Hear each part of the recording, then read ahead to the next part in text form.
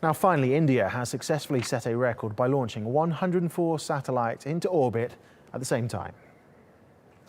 2, 1, 0, plus 1, 2, 3, 4. Now, the rocket carrying them took off from the southern spaceport of Saharikota. It held a 714-kilogram satellite and 103 nano-satellites. Among their uses, the satellites will monitor roads and create maps for water distribution.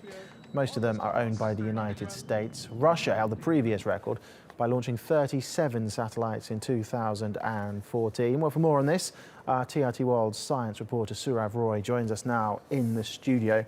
It's quite a sizable jump from that Russian number to this latest launch by India. What does this mean for the Indian Space Agency? It is indeed a huge accomplishment. But in terms of science, it is not just taking up 103 or 104 satellites up into space. It's also successfully deploying them in orbit, which means a lot of complicated math and a lot of complicated physics into it. And that by itself is a huge accomplishment, to have 103 satellites being deployed in formation, such that all of them, as you rightly said, are nanosatellites. All of them are flying together in a formation in unique orbits. That by itself is a huge accomplishment. The Indians are not looking at setting record. They're looking at maximizing their capacity, which means that they're looking at pushing the next frontier. What could be the next frontier for them? And what could be the next frontier for them? What are they looking at? Well, they've already sent the world's cheapest yet the most successful Mars mission, known as Mangalyaan.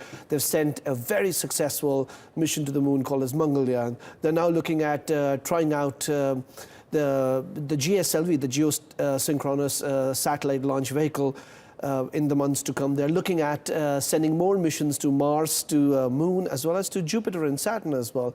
And if one has to go by what the space agency ISRO says, the Indian Space Agency, they're looking at one launch a month. Now that means a huge amount of science and technology research and development taking place within the agency. And just how big an achievement is this? We've touched on the figures. Why exactly are they spending so much money, putting so much effort into this? Because it's, like I said earlier, it's not about the money. It's testing your capacity versus your knowledge of science.